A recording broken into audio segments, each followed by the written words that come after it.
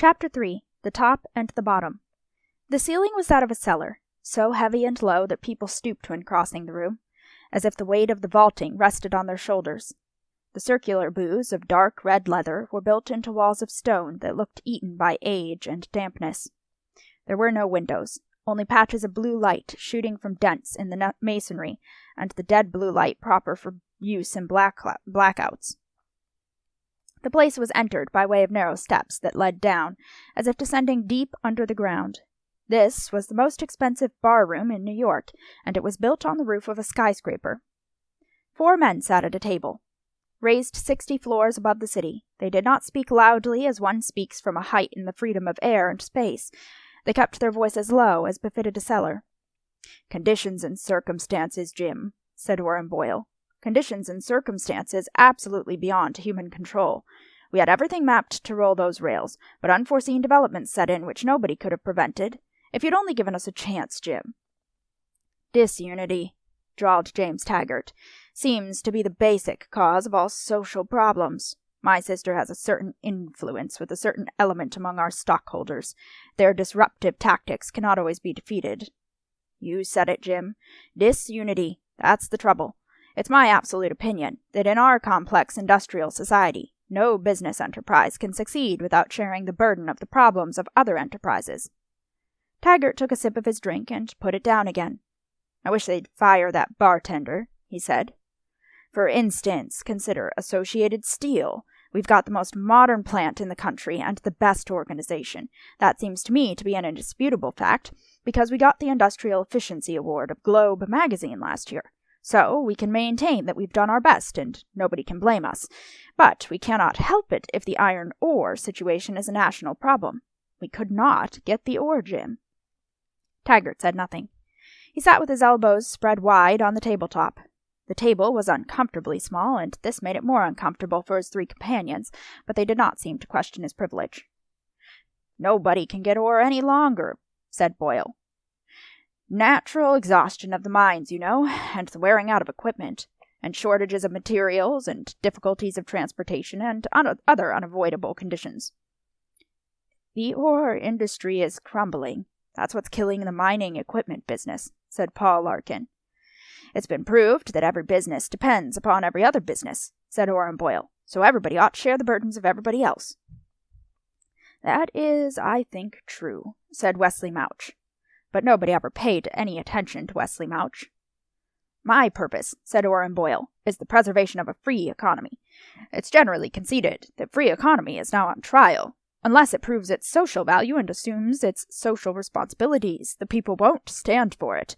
If it doesn't develop a public spirit, it's done for. Make no mistake about that." Orrin Boyle had appeared from nowhere 5 years ago, and had since made the cover of every national news magazine. He had started out with $100,000 of his own, and a $200 million loan from the government. Now he headed an enormous concern, which had swallowed many smaller companies. This proved, he liked to say, that individual ability still had a chance to succeed in the world.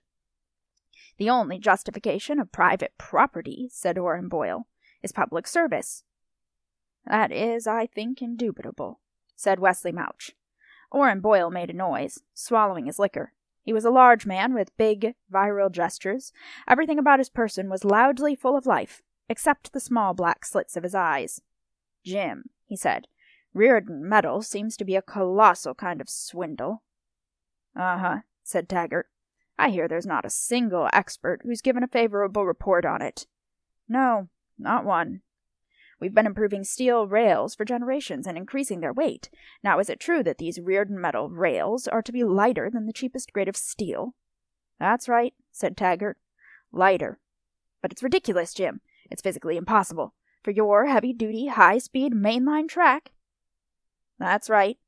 But you're just inviting disaster." "My sister is." Taggart made the stem of his glass whirl slowly between 2 fingers. There was a moment of silence. "The National Council of Metal Industries," said Orrin Boyle, "passed a resolution to appoint a committee to study the question of Reardon Metal, inasmuch as its use may be an actual public hazard." "That is, in my opinion, wise," said Wesley Mouch. "When everybody agrees," Taggart's voice suddenly went shrill, When people are unanimous, how does one man dare to dissent?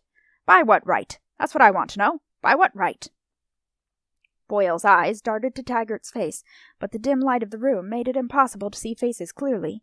He saw only a pale, bluish smear. "When we think of the natural resources at a time of critical shortage," Boyle said softly, "when we think of the crucial raw materials that are being wasted on an irresponsible private experiment, when we think of the ore—" He did not finish. He glanced at Taggart again, but Taggart seemed to know that Boyle was waiting, and to find the silence enjoyable. "The public has a vital stake in natural resources, Jim, such as iron ore. The public can't remain indifferent to reckless, selfish waste by an antisocial individual. After all, private property is a trusteeship held for the benefit of society as a whole." Taggart glanced at Boyle and smiled. The smile was pointed. It seemed to say that something in his words was an answer to something in the words of Boyle. "The liquor they serve here is swill. I suppose that's the price we have to pay for not being crowded by all kinds of rabble, but I do wish they'd recognize that they are dealing with experts. Since I hold the purse strings, I expect to get my money's worth, and at my pleasure." Boyle did not answer. His face had become sullen. "Listen, Jim," he began heavily. Taggart smiled. "What? I'm listening." "Jim, you will agree, I'm sure, that there's nothing more destructive than a monopoly." "Yes," said Taggart, "on the one hand.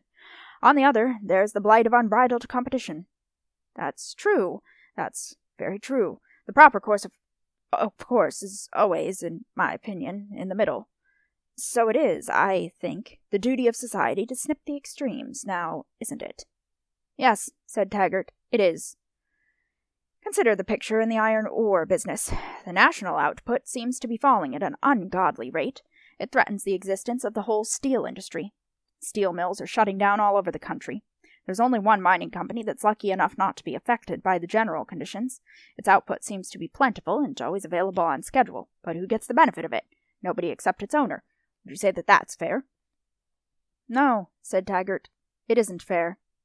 Most of us don't own iron mines. How can we compete with a man who's got a corner on God's natural resources? Is it any wonder that he can always deliver steel, while we have to struggle and wait and lose our customers and go out of business? Is it in the public interest to let one man destroy an entire industry?" "No," said Taggart, "it isn't. It seems to me that the national policy ought to be aimed at the objective of giving everybody a chance at his fair share of iron ore, with a view toward the preservation of the industry as a whole. Don't you think so?" "I think so." Boyle sighed. Then he said cautiously, "But I guess there aren't many people in Washington capable of understanding a progressive social policy." Taggart said slowly, "There are. No, not many, and not easy to approach, but there are. I might speak to them." Boyle picked up his drink and swallowed it in one gulp, as if he had heard all he wanted to hear.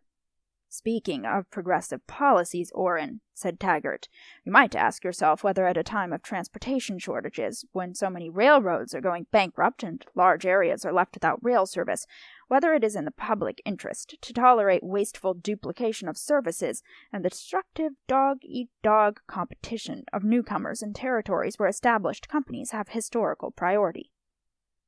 "Well now," said Boyle pleasantly, "that seems to be an interesting question to consider. I might discuss it with a few friends in the National Alliance of Railroads." "Friendships," said Taggart in the tone of an idle abstraction, "are more valuable than gold." Unexpectedly, he turned to Larkin. "Don't you think so, Paul?" "Why, yes," said Larkin, astonished. "Yes, of course. I am counting on yours." "Huh?" "I am counting on your many friendships."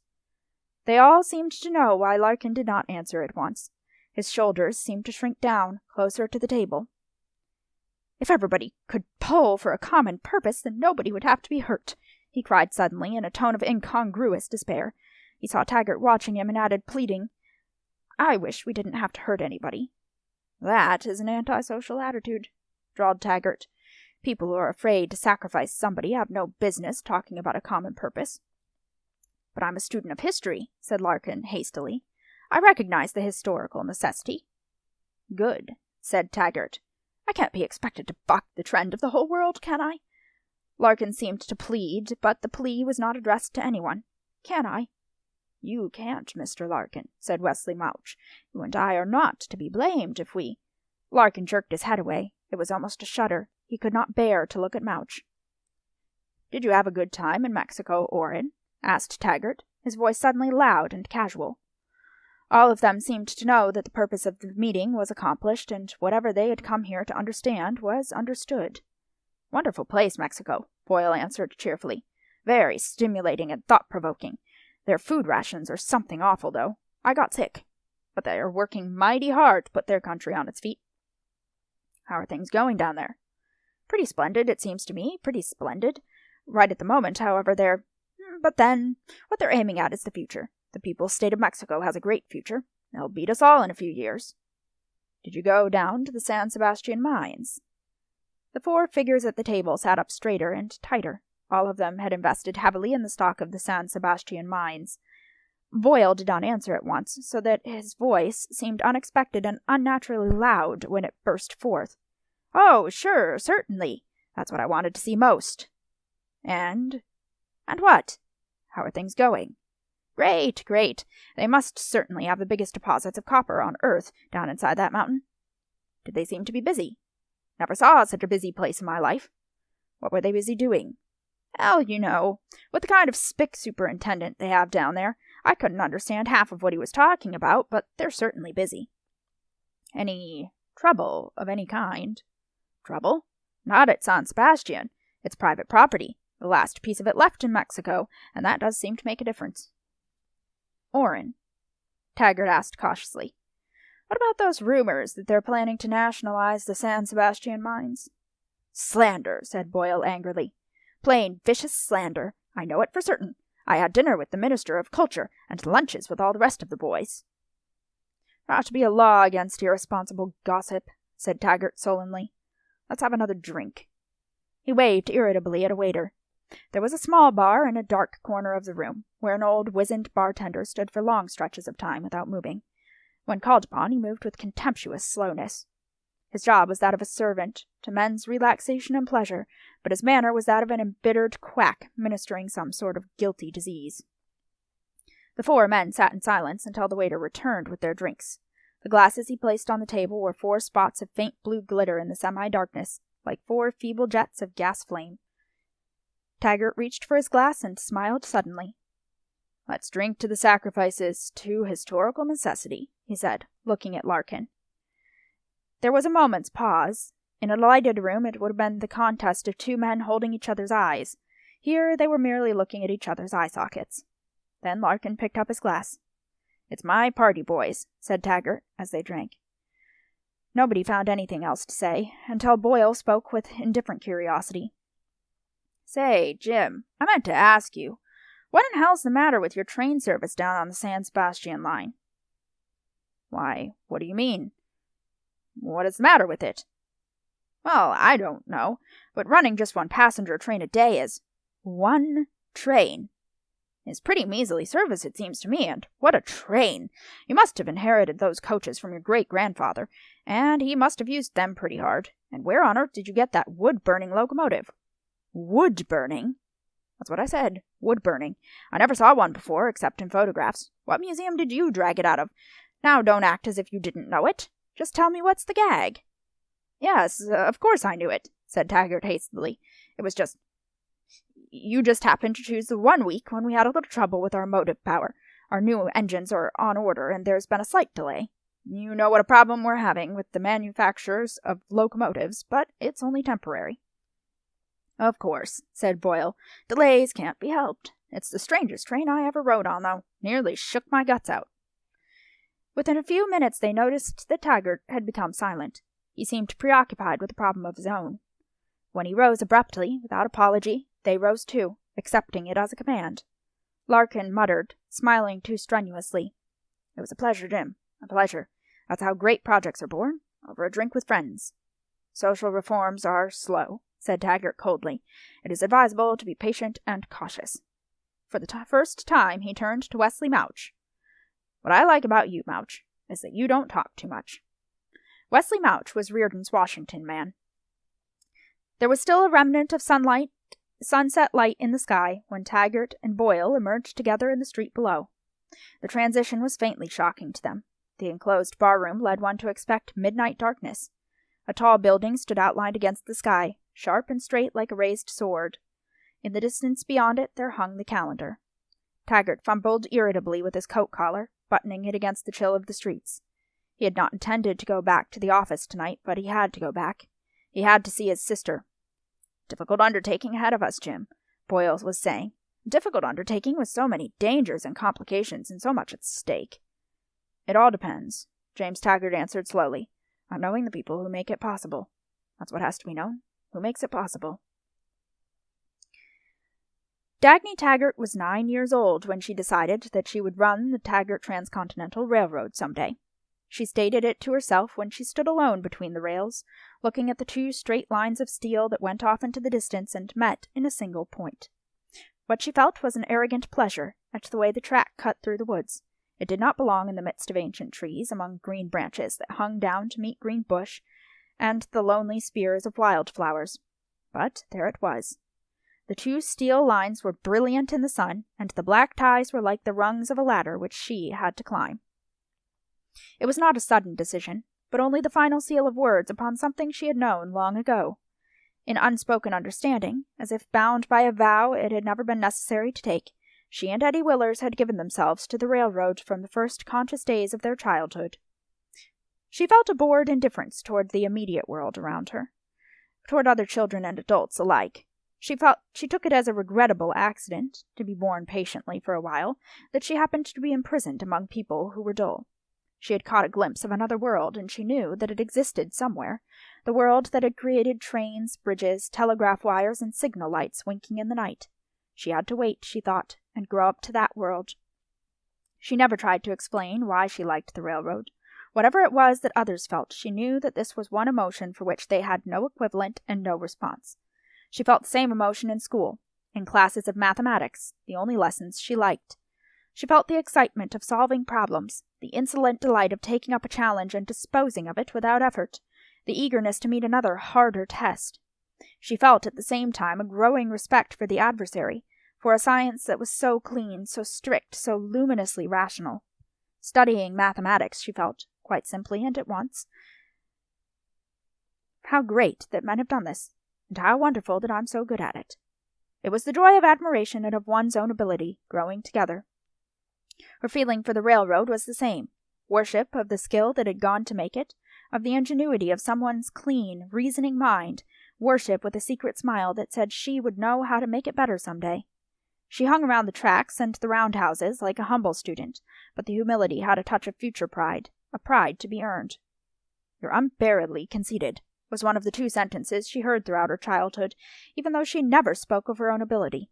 The other sentence was, "You're selfish." She asked what was meant, but never received an answer. She looked at the adults, wondering how they could imagine that she would feel guilt from an undefined accusation. She was 12 years old when she told Eddie Willers that she would run the railroad when they grew up. She was 15 when it occurred to her for the first time that women did not run railroads and that people might object.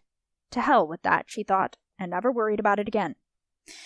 She went to work for Taggart Transcontinental at the age of 16. Her father permitted it. He was amused and a little curious. She started as night operator at a small country station. She had to work nights for the first few years while attending a college of engineering. James Taggart began his career on the railroad at the same time. He was 21. He started in the Department of Public Relations. Dagny's rise among the men who operated Taggart Transcontinental was swift and uncontested. She took positions of responsibility because there was no one else to take them. There were few rare men of talent around her, but they were becoming rarer every year. Her superiors, who held the authority, seemed afraid to exercise it. They spent their time avoiding decisions, so she told people what to do, and they did it. At every step of her rise, she did the work long before she was granted the title. It was like advancing through empty rooms. Nobody opposed her, yet nobody approved of her progress. Her father seemed astonished and proud of her, but he said nothing, and there was sadness in his eyes when he looked at her in the office. She was 29 years old when he died. "There has always been a Taggart to run the railroad," was the last thing he said to her. He looked at her with an odd glance. It had the quality of a salute and of compassion together. The controlling stock of Taggart Transcontinental was left to James Taggart. He was 34 when he became president of the railroad. Dagny had expected the board of directors to elect him, but she had never been able to understand why they did it so eagerly. They talked about tradition. The president had always been the eldest son of the Taggart family. They elected James Taggart in the same manner as they refused to walk under a ladder, to propitiate the same kind of fear. They talked about his gift of making railroads popular, his good press, his Washington ability. He seemed unusually skillful at obtaining favors from the legislator. Dagny knew nothing about the field of Washington ability or what such an ability implied, but it seemed to be necessary, so she dismissed it with the thought that there were many kinds of work which were offensive yet necessary, such as cleaning sewers. Somebody had to do it, and Jim seemed to like it. She had never aspired to the presidency. The operating department was her only concern. When she went out on the line, old railroad men who hated Jim said, "There will always be a Taggart to run the railroad," looking at her as her father had looked. She was armed against Jim by the conviction that he was not smart enough to harm the railroad too much, and that she would always be able to correct whatever damage he caused. At 16, sitting at her operator's desk, watching the lighted windows of Taggart trains roll past, she had thought that she had entered her kind of world. In the years since, she learned that she hadn't. The adversary she found herself forced to fight was not worth matching or beating. It was not a superior ability which she would have found honor in challenging. It was ineptitude, a gray spread of cotton that seemed soft and shapeless, that could offer no resistance to anything or anybody, yet managed to be a barrier in her way. She stood disarmed before the riddle of what made this possible. She could find no answer. It was only in the first few years that she felt herself screaming silently at times for a glimpse of human ability, a single glimpse of clean, hard, radiant competence. She had fits of tortured longing for a friend or an enemy with a mind better than her own. But the longing passed. She had a job to do. She did not have time to feel pain, not often. The first step of the policy that James Taggart brought to the railroad was the construction of the San Sebastian line. Many men were responsible for it, but to Dagny one name stood written across that venture, a name that wiped out all others wherever she saw it. It stood across 5 years of struggle, across miles of wasted track, across sheets of figures that recorded the loss of Taggart Transcontinental like a red trickle from a wound which would not heal, as it stood on the ticker tape of every stock exchange left in the world, as it stood on smokestacks in the red glare of furnaces melting copper, as it stood in scandalous headlines, as it stood on parchment pages recording the nobility of the centuries, as it stood on cards attached to flowers in the boudoirs of women scattered through 3 continents. The name was Francisco de Anconia. At the age of 23, when he inherited his fortune, Francisco de Anconia had been famous as the copper king of the world. Now at 36, he was famous as the richest man and the most spectacularly worthless playboy on earth. He was the last descendant of one of the noblest families of Argentina. He owned cattle ranches, coffee plantations, and most of the copper mines of Chile. He owned half of South America and sundry mines scattered through the United States as small change. When Francisco de Anconia suddenly bought miles of bare mountains in Mexico, news leaked out that he had discovered vast deposits of copper. He made no effort to sell stock in his venture. The stock was begged out of his hands, and he merely chose those whom he wished to favor from among the applicants. His financial talent was called phenomenal. No one had ever beaten him in any transaction. He added to his incredible fortune with every deal he touched and every step he made, when he took the trouble to make it. Those who censured him most were first to seize the chance of riding on his talent toward a share of his new wealth. James Taggart, Orrin Boyle, and their friends were among the heaviest stockholders of the project which Francisco de Anconia had named the San Sebastian Mines. Dagny was never able to discover what influences prompted James Taggart to build a railroad branch from Texas into the wilderness of San Sebastian. It seemed likely that he did not know it himself. Like a field without a windbreak, he seemed open to any current, and the final sum was made by chance. A few among the directors of Taggart Transcontinental objected to the project. The company needed all its resources to rebuild the Rio Norte line. It could not do both. But James Taggart was the road's new president. It was the first year of his administration. He won. The People's State of Mexico was eager to cooperate and signed a contract guaranteeing for 200 years the property rights of Taggart Transcontinental to its railroad line in a country where no property rights existed. Francisco de Anconia had obtained the same guarantee for his mines. Dagny fought against building of the San Sebastian line. She fought by means of whoever would listen to her, but she was only an assistant in the operating department, too young, without authority, and nobody listened. She was unable then or since to understand the motives of those who decided to build the line. Sitting as a helpless spectator, a minority member, at one of the board meetings, she felt a strange evasiveness in the air of the room, in every speech and every argument, as if the real reason of their decision was never stated, but clear to everyone except herself. They spoke about the future importance of the trade with Mexico, about a rich stream of freight, about the large revenues assured to the exclusive carrier of an inexhaustible supply of copper. They proved it by citing Francisco d'Anconia's past achievements. They did not mention any mineralogical facts about the San Sebastian mines. Few facts were available. The information which d'Anconia had released was not very specific, but they did not seem to need facts. They spoke at great length about the poverty of the Mexicans and their desperate need of railroads. They've never had a chance. It is our duty to help an underprivileged nation develop. A country, it seems to me, is its neighbor's keeper. She sat listening, and she thought of the many branch lines which Taggart Transcontinental had had to abandon. The revenues of the great railroad had been falling slowly for many years. She thought of the ominous need of repairs, ominously neglected over the entire system. Their policy on the problem of maintenance was not a policy, but a game they seemed to be playing with a piece of rubber that could be stretched a little, then a little more. The Mexicans, it seems to me, are a very diligent people, crushed by their primitive economy. How can they become industrialized if nobody lends them a hand?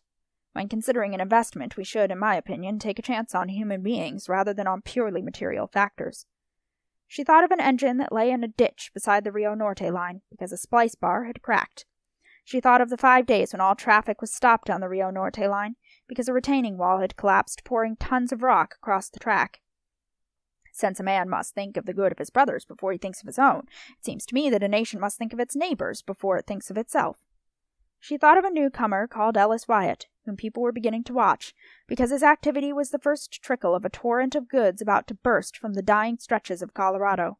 The Rio Norte line was being allowed to run its way to a final collapse, just when its fullest efficiency was about to be needed and used. Material greed isn't everything. There are non-material ideals to consider.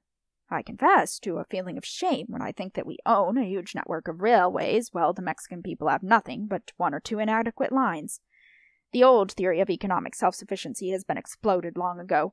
It is impossible for one country to prosper in the midst of a starving world. She thought that to make Taggart Transcontinental what it had been once, long before her time, every available rail, spike, and dollar was needed, and how desperately little of it was available. They spoke also at the same session in the same speeches about the efficiency of the Mexican government that held complete control of everything. Mexico had a great future, they said, and would become a dangerous competitor in a few years. Mexico's got discipline, the men of the board kept saying, with a note of envy in their voices. James Taggart let it be understood, in unfinished sentences and undefined hints, that his friends in Washington, whom he never named, wished to see a railroad line built in Mexico, that such a line would be of great help in matters of international diplomacy, that the goodwill of the public opinion of the world would more than repay Taggart Transcontinental for its investment. They voted to build the San Sebastian line at a cost of $30 million. When Dagny left the boardroom and walked through the clean, cold air of the streets, she heard 2 words repeated clearly, insistently, in the numbed emptiness of her mind. Get out, get out, get out. She listened, aghast. The thought of leaving Taggart Transcontinental did not belong among the things she could hold as conceivable. She felt terror, not at the thought, but at the question of what had made her think it. She shook her head angrily. She told herself that Taggart Transcontinental would now need her more than ever. 2 of the directors resigned. So did the vice president in charge of operation. He was replaced by a friend of James Taggart. Steel rail was laid across the Mexican desert, while orders were issued to reduce the speed of trains on the Rio Norte line because the track was shot. A depot of reinforced concrete with marble columns and mirrors was built amidst the dust of an unpaved square in a Mexican village, while a train of tank cars carrying oil went hurtling down an embankment and into a blazing junk pile because a rail had split on the Rio Norte line. Ellis Wyatt did not wait for the court to decide whether the accident was an act of God, as James Taggart claimed. He transferred the shipping of his oil to the Phoenix Durango, an obscure railroad which was small and struggling, but struggling well. This was the rocket that sent the Phoenix Durango on its way. From then on, it grew as Wyatt Oil grew. as factories grew in nearby valleys, as a band of rails and ties grew at the rate of 2 miles a month across the scraggly fields of Mexican corn. Dagny was 32 years old when she told James Taggart that she would resign. She had run the operating department for the past 3 years without title, credit, or authority. She was defeated by loathing for the hours, the days, the nights she had to waste circumventing the interference of Jim's friend, who bore the title of vice president in charge of operation. The man had no policy, and any decision he made was always hers, but he had made it only after he had made every effort to make it impossible. What she delivered to her brother was an ultimatum. He gasped. "But Dagny, you're a woman.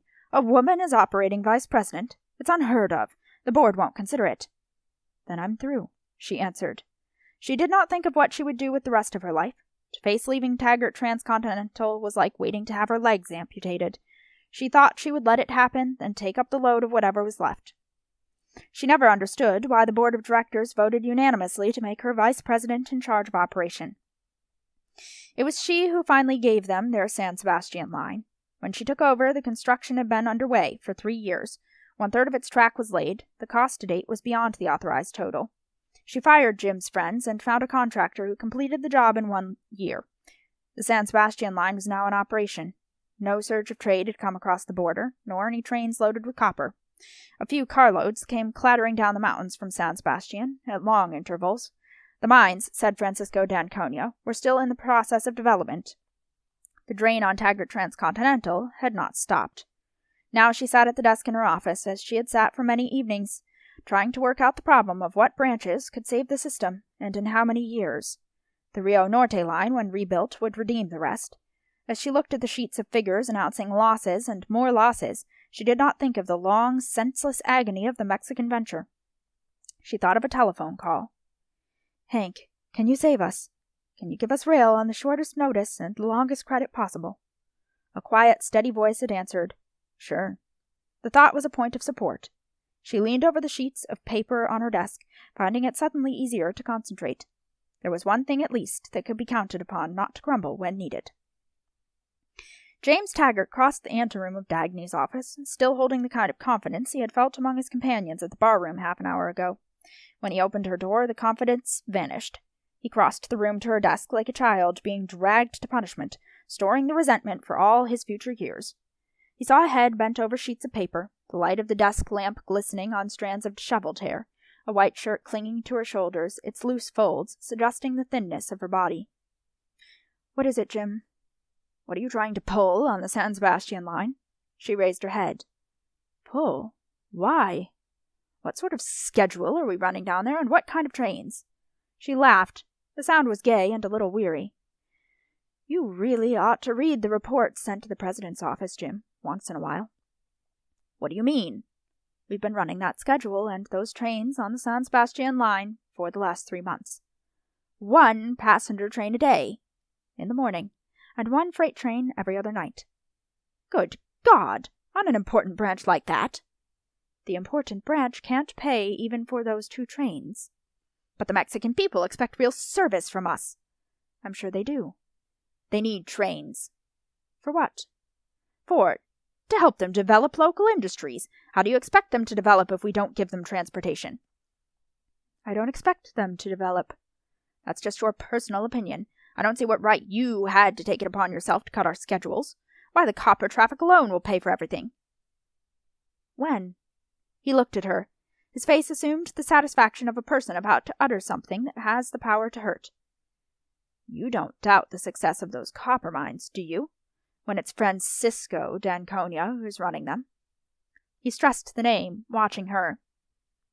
She said, "He may be your friend, but—" "My friend? I thought he was yours." She said steadily, "Not for the last 10 years. "That's too bad, isn't it? Still, he's one of the smartest operators on Earth. He's never failed in a venture. I mean, a business venture. And he's sunk millions of his own money into those mines, so we can rely on his judgment."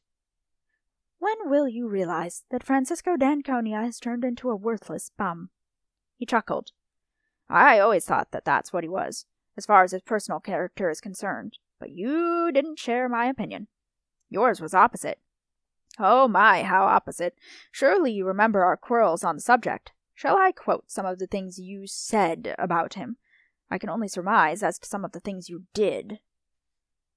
Do you wish to discuss Francisco d'Anconia? Is that what you came here for? His face showed the anger of failure, because hers showed nothing. You know damn well what I came here for, he snapped. I've heard some incredible things about our trains in Mexico. What things? What sort of rolling stock are you using down there? The worst I could find. You admit that? I've stated it on paper in the reports I sent you. Is it true that you're using wood-burning locomotives? Eddie found them for me in somebody's abandoned roadhouse down in Louisiana. He couldn't even learn the name of the railroad. And that's what you're running as Taggart trains? Yes. What in hell's the big idea? What's going on? I want to know what's going on. She spoke evenly, looking straight at him. If you want to know, I have nothing left but junk on the San Sebastian line, and as little of that as possible. I have moved everything that could be moved, switch engines, shop tools, even typewriters and mirrors, out of Mexico. Why in blazes? So that the looters won't have much to loot when they nationalize the line. He leaped to his feet. You won't get away with that. This is one time you won't get away with it. To have the nerve to pull such a low, unspeakable, just because of some vicious rumors when we have a contract for 200 years and... Jim, she said slowly, there's not a car, engine, or ton of coal that we can spare anywhere on the system. I won't permit it. I absolutely won't permit such an outrageous policy toward a friendly people who need our help. Material greed isn't everything. After all, there are non-material considerations, even though you wouldn't understand them. She pulled a pad forward and picked up a pencil. All right, Jim. How many trains do you wish me to run on the San Sebastian line? Huh? Which runs do you wish me to cut, and on which of our lines, in order to get the diesels and the steel coaches? I don't want you to cut any runs. Then where do I get the equipment for Mexico? That's for you to figure out. It's your job. I am not able to do it. You will have to decide. That's your usual rotten trick, switching the responsibility to me. I'm waiting for orders, Jim. I'm not going to let you trap me like that. She dropped the pencil. Then the San Sebastian schedule remains as it is. Just wait till the board meeting next month. I'll demand a decision once and for all on how far the operating department is to be permitted to exceed its authority. You're going to have to answer for this. I'll answer for it. She was back at her work before the door had closed on James Taggart. When she finished, pushed the papers aside, and glanced up, the sky was black beyond the window, and the city had become a glowing spread of lighted glass without masonry. She rose reluctantly. She resented the small defeat of being tired, but she knew that she was tonight. The outer office was dark and empty. Her staff had gone. Only Eddie Willers was still there, at his desk in his glass-partitioned enclosure that looked like a cube of light in a corner of the large room. She waved to him on her way out. She did not take the elevator to the lobby of the building, but to the concourse of the Taggart terminal. She liked to walk through it on her way home. She had always felt that the concourse looked like a temple. Glancing up at the distant ceiling, she saw dim vaults supported by giant granite columns, and the tops of vast windows glazed by darkness. The vaulting held the solemn peace of a cathedral, spread in protection high above the rushing activity of men. Dominating the concourse, but ignored by the travelers as a habitual sight, stood a statue of Nathaniel Taggart, the founder of the railroad. Dagny was the only one who remained aware of it, and had never been able to take it for granted. To look at that statue whenever she crossed the concourse was the only form of prayer she knew. Nathaniel Taggart had been a penniless adventurer who had come from somewhere in New England and built a railroad across a continent in the days of the first steel rails. His railroad still stood. His battle to build it had dissolved into a legend because people preferred not to understand it or to believe it possible. He was a man who had never accepted the creed that others had the right to stop him. He set his goal and moved toward it, his way as straight as one of his rails. He never sought any loans, bonds, subsidies, land grants, or legislative favors from the government. He obtained money from the men who owned it, going from door to door, from the mahogany doors of bankers to the clapboard doors of lonely farmhouses. He never talked about the public good.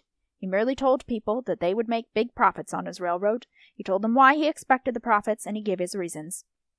He had good reasons. Through all the generations that followed, Taggart Transcontinental was one of the few railroads that never went bankrupt, and the only one whose controlling stock remained in the hands of the founder's descendants. In his lifetime, the name Nat Taggart was not famous but notorious. It was repeated, not in homage, but in resentful curiosity, and if anyone admired him, it was as one admires a successful bandit. Yet no penny of his wealth had been obtained by force or fraud. He was guilty of nothing, except that he earned his own fortune and never forgot that it was his. Many stories were whispered about him. It was said that in the wilderness of the Middle West, he murdered a state legislator who attempted to revoke a charter granted to him, to revoke it when his rail was laid halfway across the state. Some legislators had planned to make a fortune on Taggart stock by selling it short. Nat Taggart was indicted for the murder, but the charge could never be proved. He had no trouble with legislators from then on. It was said that Nat Taggart had staked his life on his railroad many times, but once he staked more than his life. Desperate for funds, with the construction of his line suspended, he threw down 3 flights of stairs at a distinguished gentleman who offered him a loan from the government. Then he pledged his wife as security for a loan from a millionaire who hated him and admired her beauty. He repaid the loan on time and did not have to surrender his pledge. The deal had been made with his wife's consent. She was a great beauty from the noblest family of a southern state, and she had been disinherited by her family because she eloped with Nat Taggart when he was only a ragged young adventurer. Dagny regretted at times that Nat Taggart was her ancestor. What she felt for him did not belong in the category of unchosen family affections. She did not want her feeling to be the thing one was supposed to owe an uncle or a grandfather. She was incapable of love for any object not of her own choice, and she resented anyone's demand for it. But had it been possible to choose an ancestor, she would have chosen Nat Taggart, in voluntary homage and with all of her gratitude. Nat Taggart's statue was copied from an artist's sketch of him, the only record ever made of his appearance. He had lived far into old age, but one could never think of him except as he was on that sketch, as a young man. In her childhood, his statue had been Dagny's first concept of the exalted. When she was sent to church or to school and heard people using that word, she thought that she knew what they meant. She thought of the statue. The statue was of a young man with a tall, gaunt body and an angular face. He held his head as if he faced a challenge and found joy in his capacity to meet it. All that Dagny wanted of life was contained in the desire to hold her head as he did. Tonight she looked at the statue when she walked across to the concourse. It was a moment's rest. It was as if a burden she could not name were lightened, and as if a faint current of air were touching her forehead. In a corner of the concourse, by the main entrance, there was a small newsstand. The owner, a quiet, courteous old man with an air of breeding, had stood behind his counter for 20 years. He had owned a cigarette factory once, but it had gone bankrupt, and he had resigned himself to the lonely obscurity of his little stand in the midst of an eternal whirlpool of strangers. He had no family or friends left alive. He had a hobby which was his only pleasure. He gathered cigarettes from all over the world for his private collection. He knew every brand made or that ever had been made. Dagny liked to stop at his newsstand on her way out. He seemed to be part of the Taggart terminal, like an old watchdog too feeble to protect it, but reassuring by the loyalty of his presence. He liked to see her coming, because it amused him to think that he alone knew the importance of the young woman in a sports coat and a slanting hat, who came hurrying anonymously through the crowd. She stopped tonight as usual, to buy a pack of cigarettes. "How is the collection?" she asked him. "Any new specimens?" He smiled sadly, shaking his head. "No, Miss Taggart. There aren't any new brands made anywhere in the world. Even the old ones are going, one after another. There's only 5 or 6 kinds left selling now. There used to be dozens. People aren't making anything new anymore." "They will. That's only temporary." He glanced at her and did not answer. Then he said, "I like cigarettes, Miss Taggart. I like to think of fire held in a man's hand. Fire, a dangerous force, tamed at his fingertips. I often wonder about the hours when a man sits alone, watching the smoke of a cigarette, thinking. I wonder what great things have come from such hours. When a man thinks, there is a spot of fire alive in his mind, and it is proper that he should have the burning point of a cigarette as his one expression." "Do they ever think?" she asked involuntarily, and stopped. The question was her one personal torture, and she did not wish to discuss it. The old man looked as if he had noticed the sudden stop and understood it, but he did not start discussing it. He said instead, "I don't like the thing that's happening to people, Miss Taggart." "What?" "I don't know, but I've watched them here for 20 years, and I've seen the change. They used to rush through here, and it was wonderful to watch. It was the hurry of men who knew where they were going and were eager to get there. Now they're hurrying because they are afraid. It's not a purpose that drives them, it's fear. They're not going anywhere, they're escaping, and I don't think they know what it is that they want to escape. They don't look at one another. They jerk when brushed against. They smile too much, but it's an ugly kind of smiling. It's not joy, it's pleading. I don't know what it is that's happening to the world. He shrugged. Oh well, who is John Galt? He's just a meaningless phrase. She was startled by the sharpness of her own voice, and she added in apology, I don't like that empty piece of slang. What does it mean? Where did it come from? Nobody knows, he answered slowly. Why do people keep saying it? Nobody seems able to explain just what it stands for, but they all use it as if they knew the meaning. Why does it disturb you? He asked. I don't like what they seem to mean when they say it. I don't either, Miss Taggart. Eddie Willers ate his dinners in the employees' cafeteria of the Taggart terminal. There was a restaurant in the building, patronized by Taggart executives, but he did not like it. The cafeteria seemed part of the railroad, and he felt more at home. The cafeteria lay underground. It was a large room with walls of white tile that glittered in the reflections of electric lights, and looked like silver brocade. It had a high ceiling, sparkling counters of glass and chromium, a sense of space and light. There was a railroad worker whom Eddie Willers met at times in the cafeteria. Eddie liked his face. They had been drawn into a chance conversation once, and then it became their habit to dine together whenever they happened to meet. Eddie had forgotten whether he had asked the worker's name or the nature of his job. He supposed that job wasn't much, because the man's clothes were rough and grease-stained. The man was not a person to him, but only a silent presence with an enormous intensity of interest in the one thing which was the meaning of his own life. And Taggart Transcontinental. Tonight, coming down late, Eddie saw the worker at a table in a corner of the half-deserted room. Eddie smiled happily, waving to him, and carried his tray of food to the worker's table. In the privacy of their corner, Eddie felt at ease, relaxing after the long strain of the day. He could talk as he did not talk anywhere else, admitting things he would not confess to anyone, thinking aloud, looking into the attentive eyes of the worker across the table. The Rio Norte line is our last hope, said Eddie Willers, but it will save us. We'll have at least one branch in good condition where it's needed most, and that will help to save the rest. It's funny, isn't it, to speak about a last hope for Taggart Transcontinental? Do you take it seriously if somebody tells you that a meteor is going to destroy the Earth? I don't either. From ocean to ocean forever. That's what we heard all through our childhood, she and I. No, they didn't say forever, but that's what it meant. You know, I'm not any kind of a great man. I couldn't have built that railroad. If it goes, I won't be able to bring it back. I'll have to go with it. Don't pay attention to me. I don't know why I should want to say things like that. Guess I'm just a little tired tonight. Yes, I worked late. She didn't ask me to stay. But there was a light under her door, long after all the others had gone. Yes, she's gone home now. Trouble. Oh, there's always trouble in the office, but she's not worried. She knows she can pull us through. Of course it's bad. We're having many more accidents than you hear about. We lost 2 diesels again last week. One just from old age, the other in a head-on collision. Yes, we have diesels on order at the United Locomotive Works, but we've waited for them for 2 years. I don't know whether we'll ever get them or not. But God, do we need them. Motive power. You can't imagine how important that is. That's the heart of everything. What are you smiling at? Well, as I was saying, it's bad, but at least the Rio Norte line is set. The first shipment of rail will get to the site in a few weeks. In a year, we'll run the first train on the new track. Nothing's going to stop us this time. Sure, I know who's going to lay the track. McNamara of Cleveland. He's the contractor who finished the San Sebastian line for us. There at least is one man who knows his job. So we're safe. We can count on him. There aren't many good contractors left. We're rushed as hell, but I like it. I've been coming to the office an hour earlier than usual, but she beats me to it. She is always there first. What? I don't know what she does at night. Nothing much, I guess. No, she never goes out with anyone. She sits at home, mostly, and listens to music. She plays records. What do you care which records? Richard Haley. She loves the music of Richard Haley. Outside the railroad, that's the only thing she loves.